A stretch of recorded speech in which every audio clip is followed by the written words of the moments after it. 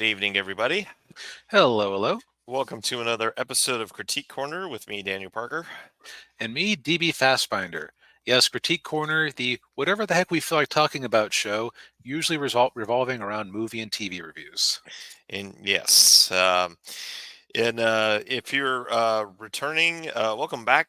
If you're new, as DB just pointed out, that's mainly the focus of our show is we do movie and TV show reviews, usually something new or recent, coupled with something classic or older.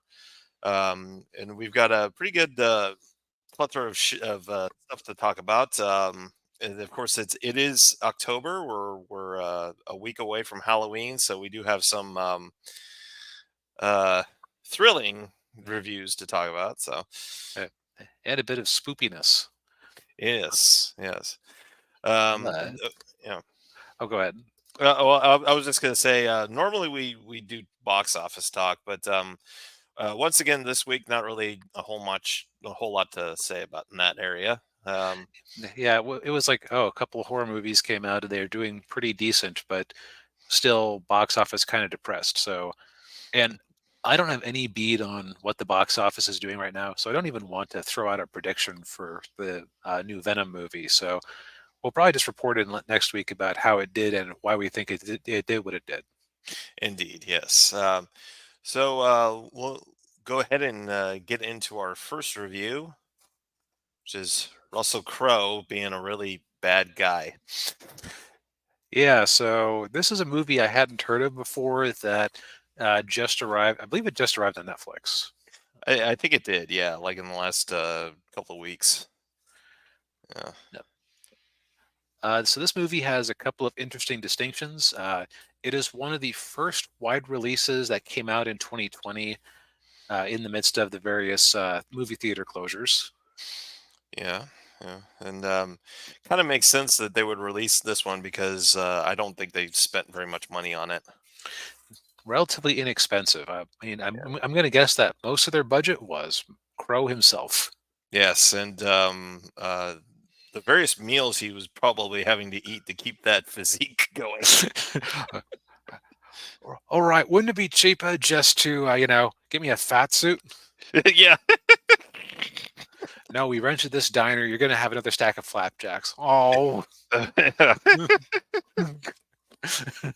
Ooh.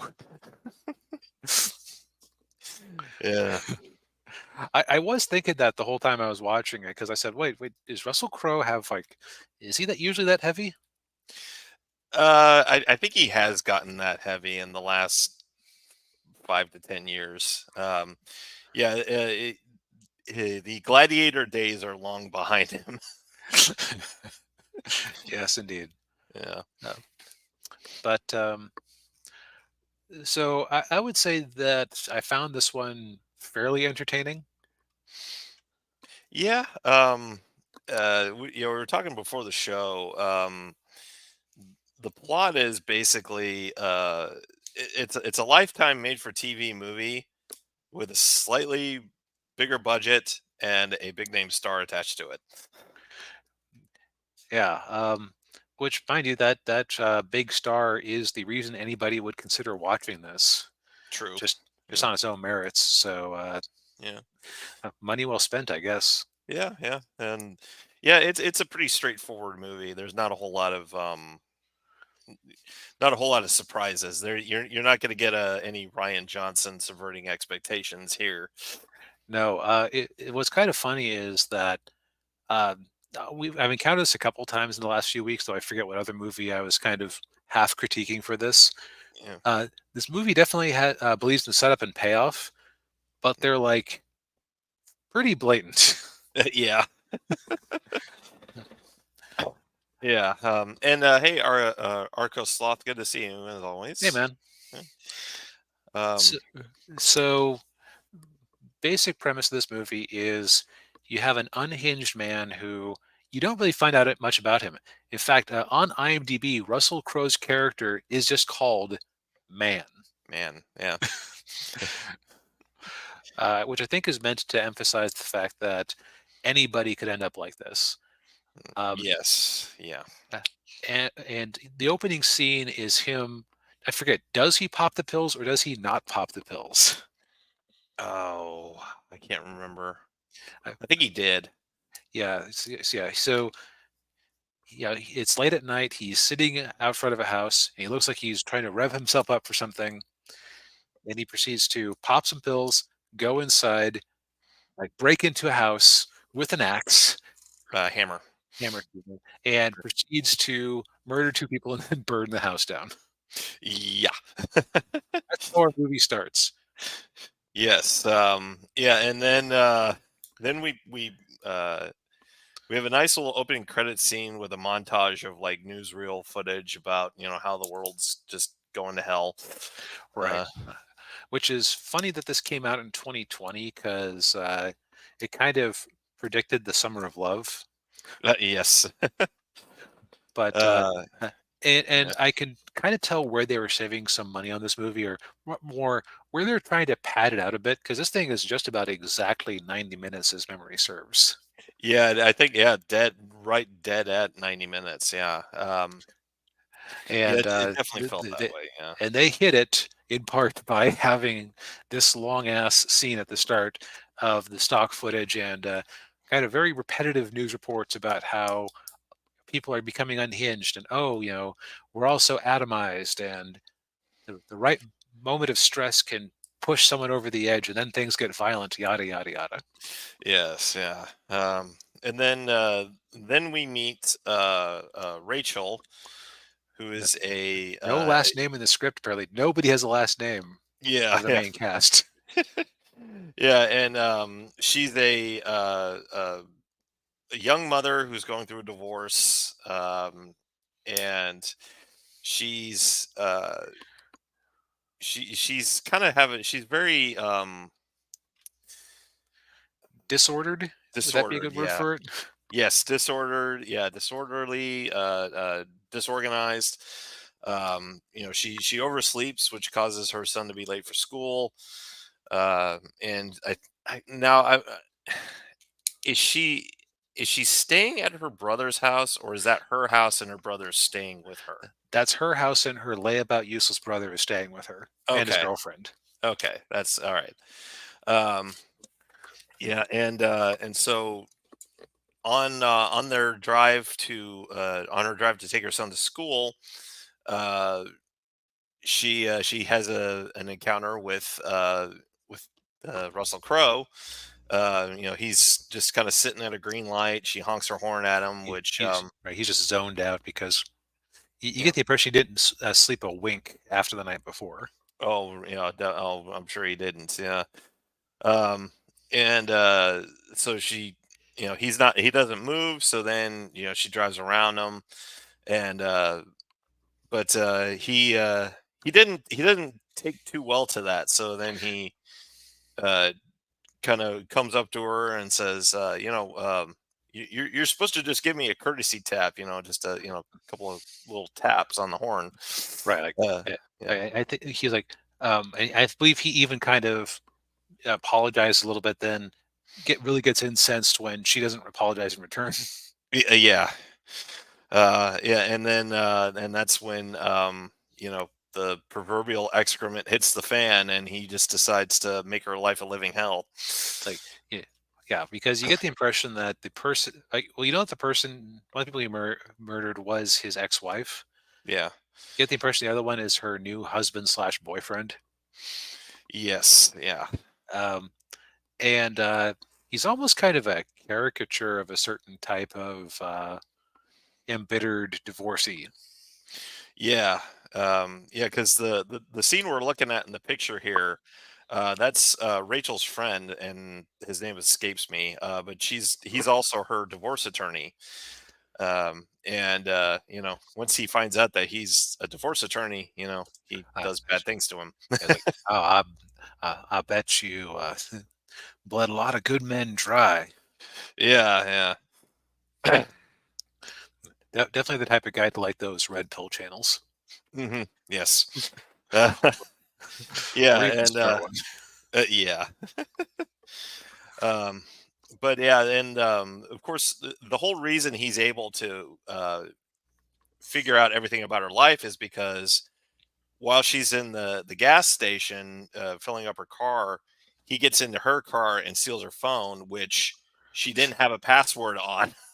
It's like, Which, yeah, and even even her son calls her out on that, and she says, "Look, I almost had an accident when I had to pull out my phone when someone called me, and I was unlocking it, so no password." And it's like it creates this weird scenario where they end up swapping phones, yeah, and so he's a one man tidal wave of destruction for no real fault against her. Like she's just the one who happened to activate him. right, yeah. Yeah, and that's basically the rest of the movie is just her trying to, trying to either trying to get help or trying to just trying to get away from him or trying to stop him. And Right. it is frustrating because it just seems like every time you think she's got something, something is going to happen, or you think she's got the edge on him, she doesn't. He's like he's like the Energizer Bunny from hell. It's just like Yeah. Like no matter what happens to him, he just bounces back. Probably because he's high off his balls on whatever uh, brain pills he's taken. yeah, he was. I actually paused it to look at the label because they do show the label, and I Mhm. paused it. It was hydrocodone, which is a Okay. yeah, it's a opioid. Yeah, Yeah.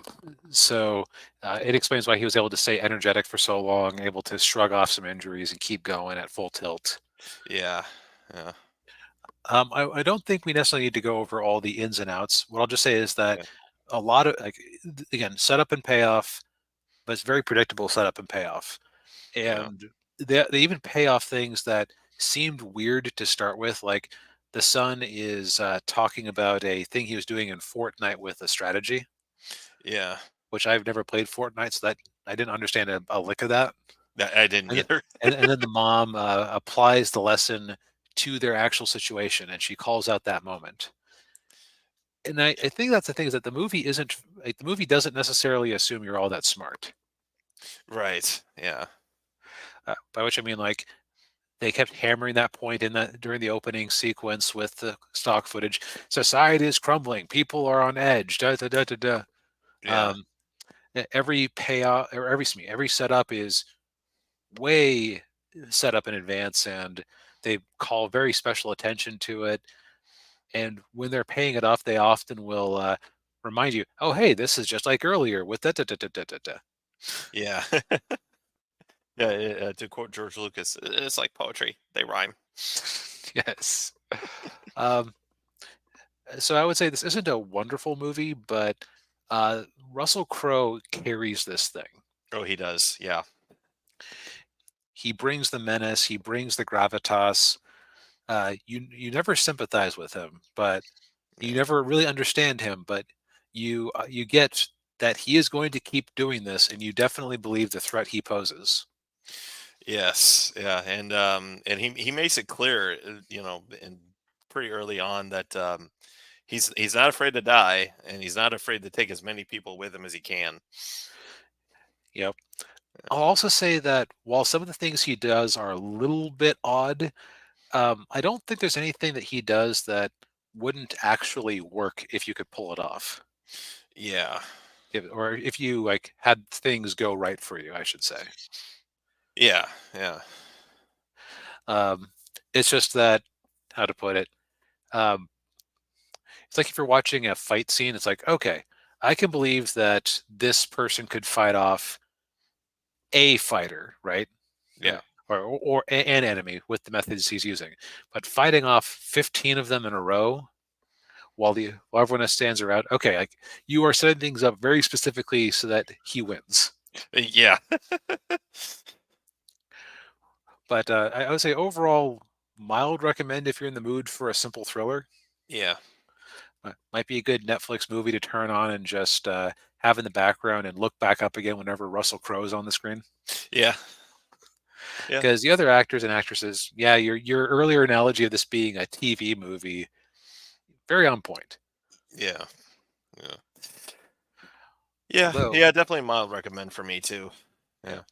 although speaking of movies that are designed to let a hero win in improbable ways, Oh, there we go. actually that would apply to our third review too. But Well, yeah, but it definitely applies here. Yeah. yes, Yeah. So I watched Commando, which is currently on Prime Video. One of Schwarzenegger's, I'd say, better well-known movies. Certainly one of his, definitely one of his early ones. This was '85. Um, yeah. yeah. I should say this is a one that Daniel watched for this review. But I have seen it before, and I gotta say, people on IMDb, this is not a 6.7.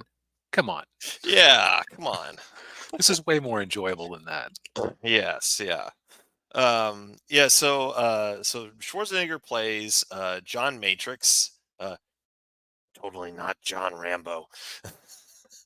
um, and he's a former special forces soldier, and he's living in his cabin in the mountains with his daughter, who's played by Alyssa Milano, which was surprising to me. Huh. Okay. Yeah. Um, and yeah, very very young Alyssa Milano. She could have. I mean, I think she was like 10 or 11 in that movie. Um, Let me ask you this: were you charmed by her performance? no. um, but so the movie starts off. Members of Schwarzenegger's old special forces team are getting bumped off, and then the bad guys come after him. They end up kidnapping his daughter, and they're it's the bad guys. This colonel from I can't remember. This some made up Latin American country. He was a deposed dictator. Um, Columbus Whala. Yeah, there we go. Venezuela, yeah, yeah, and so he wants Schwarzenegger to go to the country to take out the guy that deposed him, that he helped to depose, to put into power, or else he's got to kill his daughter. And so so he gets on the plane with the guy, but instead of flying to the country, he takes the guy out, and he finds out he's got 11 hours because the plane lands in this down in South America in 11 hours. So he has that long to find his daughter, and that's where most of the action kicks off. And of course, helping him is this flight attendant played by Ray Dawn Chong is her name. And she's kind of one of these like kind of like one of the big B movie actresses who was around a lot in the '80s and '90s. If I remember right, I think she was like a mentor to Chris Pratt, but I might be wrong about that. And But yeah, so it's mostly just like Schwarzenegger trying to, the two of them trying to find where the bad guy's hiding out, and rescue his daughter. And of course, you got the titular moment here where he gears up with all the he's got all the guns and the grenades and everything. And oh, and I forgot to mention one of the bad guys is a member of Schwarzenegger's old unit who's become a turncoat, and it's his name is Bennett, and he's played by Vernon Wells, who was in Road Warrior. He's the guy with the mohawk. Oh, okay. Yeah. Uh, Um, Also, resulted in one of the most lopsided end movie fights in history. yeah. Yes, it was. Yeah. Yeah. Although good line. Let off some steam, Bennett. Yep. Yeah. No, this is a fun action movie. Fun '80s action movie. It's I can't remember who directed it, but it was written by Stephen E. D'Souza, who also wrote and directed Street Fighter, which we reviewed for the channel, and he also wrote 48 Hours, which is another movie we did for the channel. and as well as Die Hard. So So pretty good pedigree as far as fun schlock. yes, indeed. Yeah, if you like I mean, if you're a '80s movie action schlock guy, you've probably seen this movie more than once. But if you haven't, definitely watch it. And it's and like our first movie, it clocks in right at 90 minutes, so it's a nice, you know, nice tight action movie. Easy to fit into your day. Yes. Well, let's move on to our more unusual thing, which is the web or original cartoon series Monkey Wrench. Yeah. You've been meaning to watch this for a while, and of course, I hadn't heard of it until you brought it up. So I thought, like, oh, I'll give it a watch. It looked interesting. Yeah, so this is one of those things where I don't know why it was recommended to me by YouTube, but I just subscribed to the channel and I kept intending to watch it and I kept intending to watch it and I kept intending to watch it. And then last week I decided to do a big purge of my YouTube subscriptions to just kind of go, okay, what channels are irritating me? What channels are inactive? What channels aren't producing what I subscribed to them for in the first place? Yada yada, right? Because I just had too Right. many subscriptions. Yeah. And I get down there to the channel that this one's on, and I go, I never did actually watch that. Let's give it a go. Mm. Because again, I just had subscribed with the intent to watch later, and like many people's YouTube watch later list, it's a my YouTube watch later list is a series of lies Yeah. and broken promises to myself. Yeah. Yeah. Same here. Yeah. But uh, and I enjoyed the first episode so much that I decided to not only did I watch all 3 available episodes, but I brought Daniel in on it. Yeah. Yeah. I enjoyed the first episode too, and I thought, well, I'll give the other two a try, and yeah, they're. I think we were talking before the show. Like, this is something you would see on Adult Swim. Right, or something you wish you saw on Adult Swim. Yeah. Um, so the overall premise is it's basically another variant of Cowboy Bebop slash Outlaw Star slash Guardians of the Galaxy, Hmm. which is basically just you have some space misfits having misfit adventures, and you just see what kind of wild crap the authors can come up with to throw at them.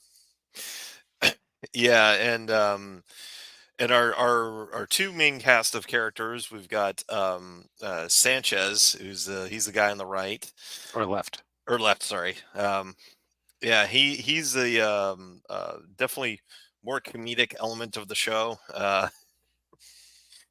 He I don't know what alien species he is, but he apparently he has like a portal in the back of his head where he just can keep everything and just pull it out. Right, he has a basically a bag of holding in D&D terms. Yeah. Um, and he's got a pretty good Latino accent, and we suspect it's because he watched a lot of Terran cartoons, the Spanish speaking Terran cartoons. Yes, because this is an interesting. Well, we'll get into the world building in a second, but Yeah. then we have Beebs on the right there. I'll say a minor, maybe not criticism, but just a observation. He's very much jet black, Oh yeah. Yeah. He even has a robotic arm like Jet Black. which it works for this because he acts as a needed foil for Sanchez's goofy, off the wall zaniness. Hmm. So they make a very good odd couple. Yeah, and another thing too with the Sanchez's love for Terrans is he loves pizza. Yep, obsessed with pizza. Yeah. Um, so there are 3 episodes available online. One is a half-hour pilot. Another is second episode, which clocks in at about 18 minutes, and then they have a more elaborate third episode that clocks in at the same half-hour-ish length.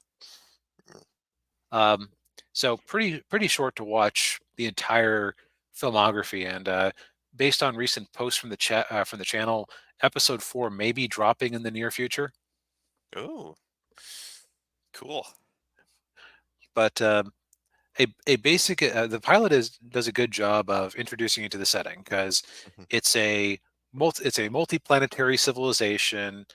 Uh, Terrans are to be hunted down. Like on my second watch through, I noticed that there was a sign that said, if you see any Terrans, report them to the authorities. Yeah. And it's kind of implied that Terrans have screwed up the universe, and so they're very much a hunted down species. It's almost like Titan AE now that I think about it. Oh yeah, I remember that movie. Yeah. Might be worth a rewatch at some point. Yeah, that was a Don Bluth one, I think, right?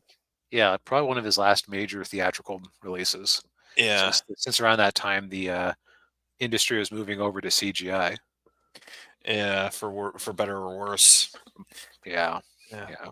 Yeah, but yeah, so the first episode is basically they get a job where they have to pick up this bird guy and Ghost egg!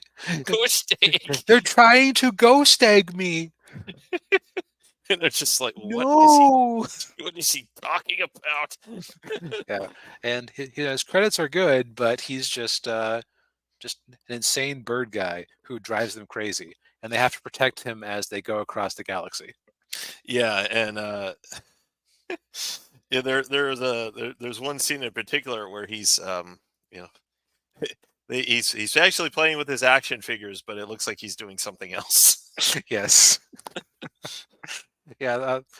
So as far as like a content thing, there's language in this show. There's mass violence in this show. Very crass, and I Yes, loved just about every minute of it. I did too. Yeah, yeah, and then the second episode was cute and also like really dark at the same Yes. time. Yeah, they find this cave full of little rock people who are just adorable. Uh, oh, look at you! You're so cute. Stop it! You're supposed to be afraid of me.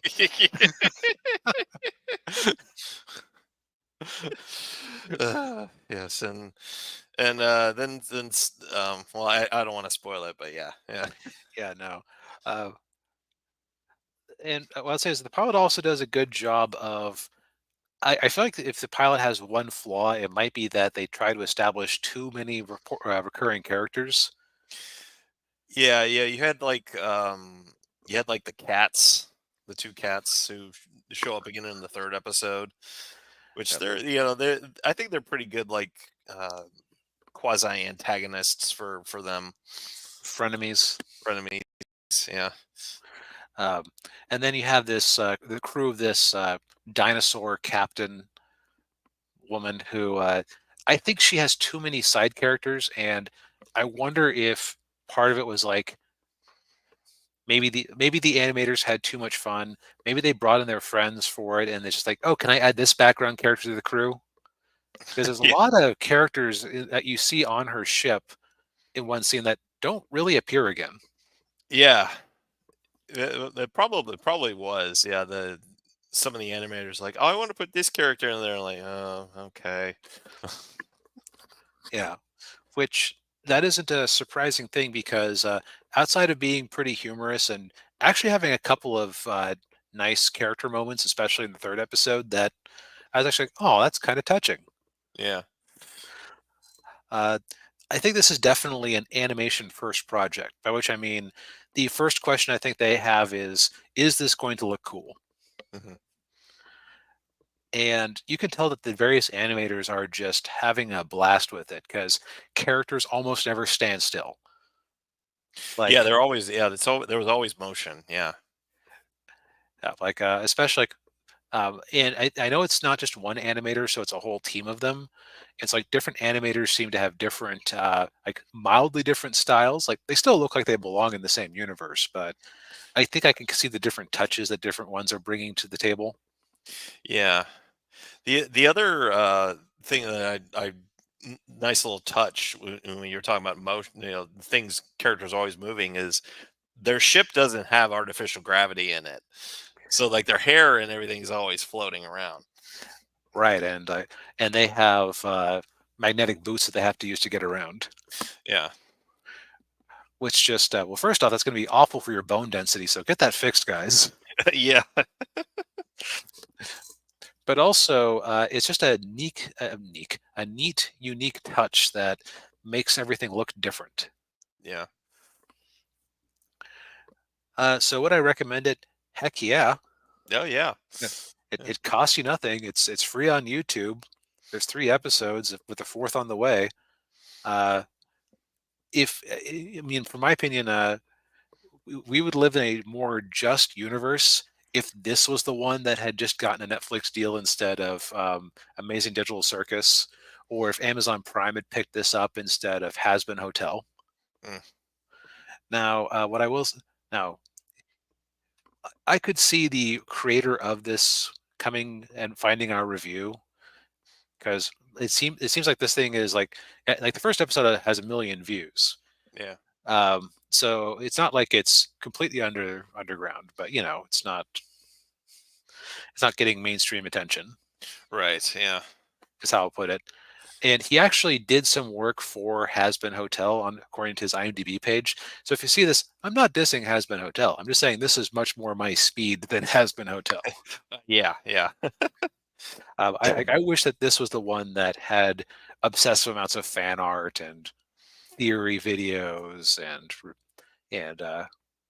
things online. But Yeah. uh, I'm just glad that I finally decided to give this a shot. Yeah, and I'm glad you told me about it because yeah, it's a fun series, and it kind of reminded me of like somewhere between like uh Monkey Island and Space Quest. Kind of a similar. I like Yeah, I like stuff like that, like because I'm a big sci-fi guy, but I also like seeing like goofy fun stuff like this. Yeah, yeah. It's just it doesn't take itself too seriously, and it leans into what it's good at. yeah, yeah. Well, But yeah, and if you really like the show, I believe they do have a Patreon. So if you want to support them financially, I'm sure they would greatly appreciate it too. yep, toss in a few bucks a month. Yeah. And but this might not be for everybody. Some people might even say that this is for the birds. Yes. I had to do quite a bit of a stretch to make that transition happen, but That's all right. here we are. Yeah.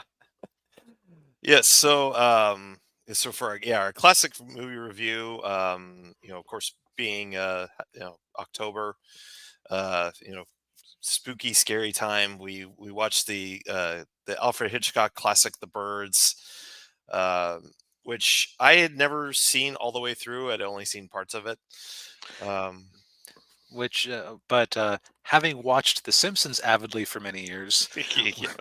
we had kind of seen the movie. Yes, we saw the references that they made. Which are of course the highlights of the movie. Uh, Yeah, hey, send the biggest bag of bird seed you have. No, that's too so big. big. uh, or the babies with the pacifiers. Yeah. Homer just slowly backing away. So this movie is kind of interesting in a few ways. Well, first off, Hitchcock gets his required cameo right out of the way in the first minute or so, Yeah, yeah, which I thought was kind of amusing. yeah, yeah. Well, it's probably the only place he could think of to put it. Right, because he does not look like he belongs in a North California fishing town. No, definitely not. That, based on the accent, was inhabited by New Englanders? Question mark. That seemed kind of funny to me. Yeah, but yeah, yeah. So the plot of the movie centers around Tippi Hedren's character. Um, I'm trying to remember her name. Um, Melanie, I think is that right? Let's find out. For some reason, I had Commando pulled up, but not this one. Yes, Melanie Daniels. Um, Yes. and she is she's a socialite, the daughter of one of the owners of the newspaper in San Francisco. She happens to be in a bird shop. She's looking for some kind of bird for somebody. I can't remember what it was. She was looking for a minor bird because the interesting thing about her character is that she is just an inveterate prankster who Yes. basically willing to just do whatever it takes to get somebody. So her scheme was to get a minor bird, which can be trained to imitate speech, and teach it some four-letter words. Yeah. Yeah, and of course, while she's there, she runs into Mitch Brenner, who's played by the actor's name was Rod Taylor, and he was in the Time Machine. He was H.G. Wells in the Time Machine. Um, He was also the voice of Pongo in 101 Dalmatians, apparently, yeah, yeah. hmm. Um, And but Winston Churchill in Inglorious Bastards. Hmm. oh, I think that was his last movie. Um, but yeah, he's in the bird shop, and he and Melanie have this kind of like meet cute story, even though he knows who she is because he's a lawyer, and he tried a case where one of her pranks went a little too far. Yep. And that's kind of interesting in general is that, okay, so if you just put this on and didn't have somebody watch like the opening with the birds, Yeah. for the first 45 minutes or so, you'd be forgiven for thinking that this was like a classic rom-com movie. Yeah, it progresses that way. Yeah, sort of like one of those like Doris Day and Like Cary Rock Grant Hudson. movies. Yeah, Yeah, yeah. Because the two have the meet cute. They don't get along, but she's interested in him clearly. mhm. So she decides to buy a couple of lovebirds to bring up to his little sister as a gift, just to mess with him. Yeah. Like, Um, like you get a hint that there's something weird going on because there's just so many birds in the sky in the opening, but they aren't doing anything too bad. Uh, right. Yeah. and then like the movie forgets that it's a horror movie called The Birds for a bit. It, and you could almost get lulled into a false sense of security that nothing is going wrong until a seagull attacks Tippy and like gashes her head open Right. Yeah. at a key moment where it's like, oh, this is the second meet cute, and oh wait, what? Oh, what? She's got a head wound, and they gotta he's got to help her out. Yeah, so that's when the real movie begins. Right. Yeah. And then we meet some of the other cast of characters. We get like Jessica Tandy, who plays Rod Taylor's mother, who he always calls her dear, which I find odd. Yeah, that must be like an old affectation.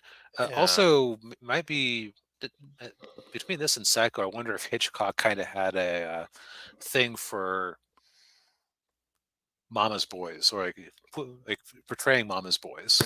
probably. Yeah, yeah.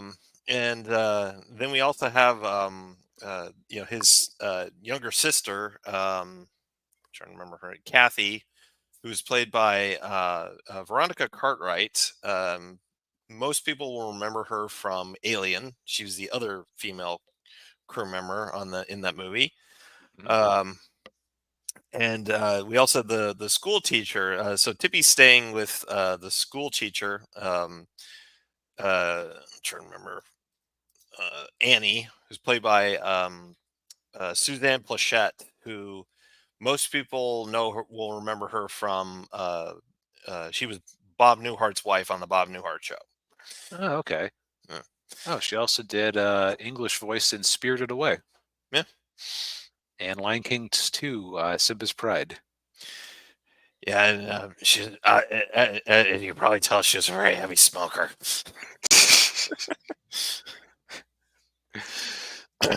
um, She definitely. So you mean to tell me that those weren't stunt cigarettes in the movie? no.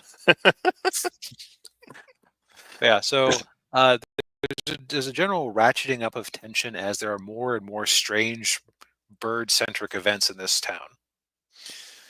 Yes, and it all kind of course, you had the great sequence there where all the birds fly down the chimney, Hmm. um, and then but then and it gets worse because then people start dying. Like there's rather gruesome looking uh, death scene in that movie in there where I would imagine in 1963 was probably very shocking, moment. Yeah. Yeah. Yeah, I don't. If you haven't seen it, I don't necessarily want to spoil it, but it's very graphic, especially for the time. Yeah, yeah.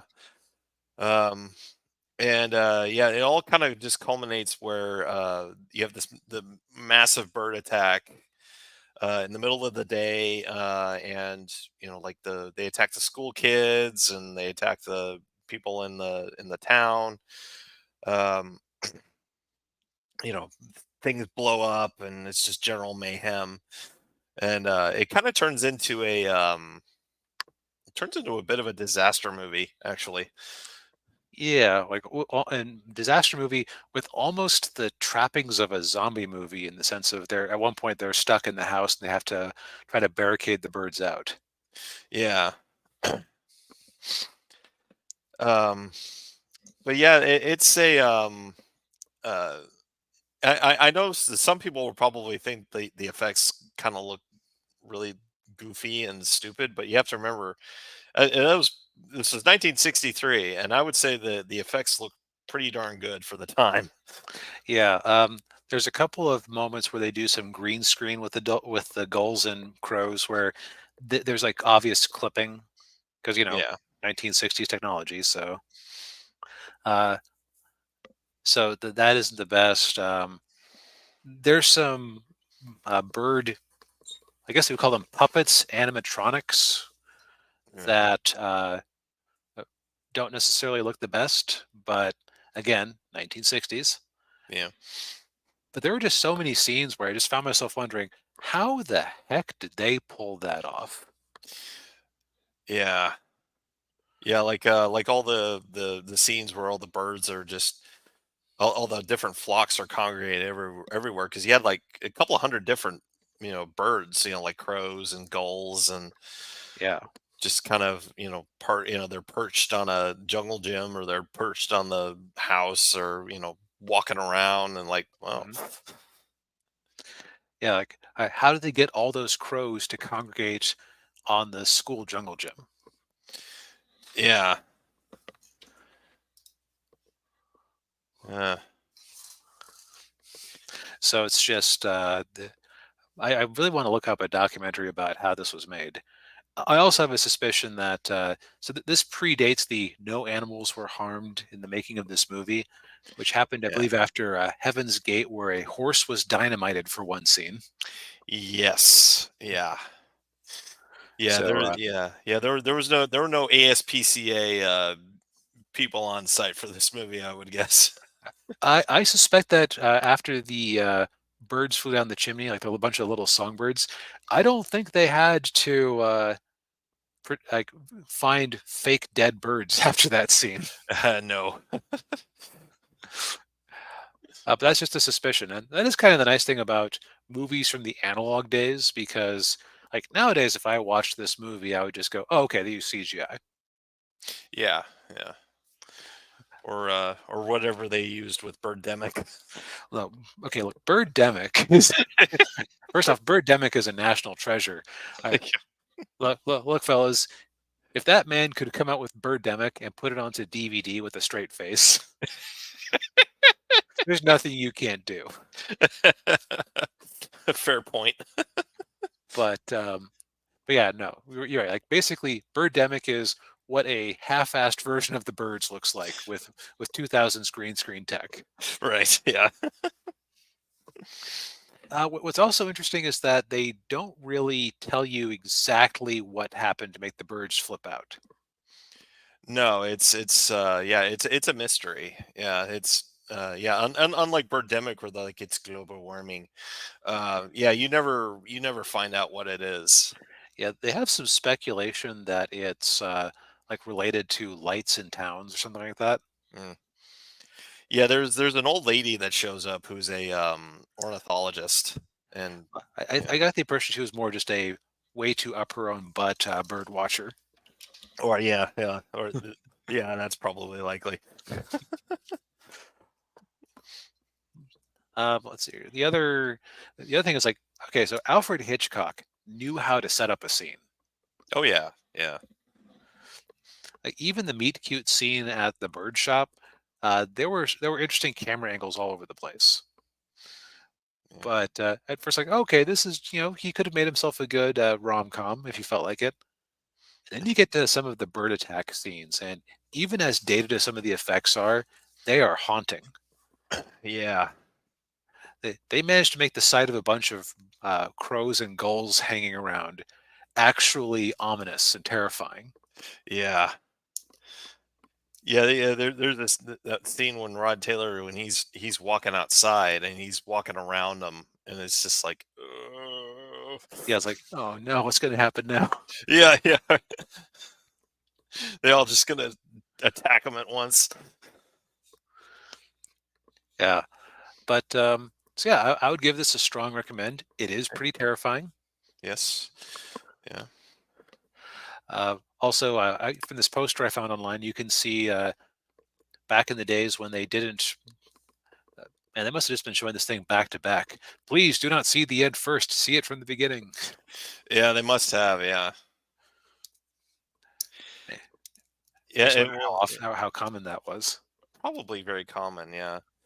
Um, well, and I'm sure, like, especially with this movie, it's like like we were saying, like for the first 45 minutes, nothing really happens. So you feel like you're watching two different movies.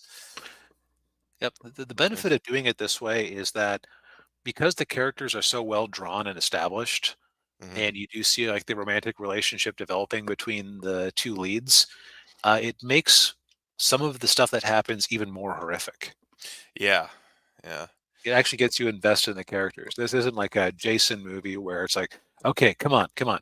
This kid's a jerk. When does Jason rip his guts out? Yeah. Yeah. You're Yeah. meant Yeah. to feel bad for everybody. Right. Yeah. Yeah, or like a Roland Emmerich disaster movie where it's like I don't care about these people. Yep, Yeah. exactly. But yeah, Yeah. so strong recommend. It's on Netflix right now. If you're looking for something to watch for Spooktober, that's cut above some of the other schlock out there. Consider The Birds. Indeed. Yes. Well, I think this is our shortest show we've ever done. Yeah, I'm kind of shocked. It's like Yeah. we're actually, I mean, unlike The Birds, we're getting to the point. Yes. Well, thank you everybody for tuning in. We appreciate it as always. Yep. Hit that like button, subscribe to the channel if you haven't already, ring the bell, all that good stuff, and we'll see you next week on Halloween. Or perhaps Halloween Eve. We'll see. We'll see. Okay. Well, anyway, take care, everybody. Yep. Good night.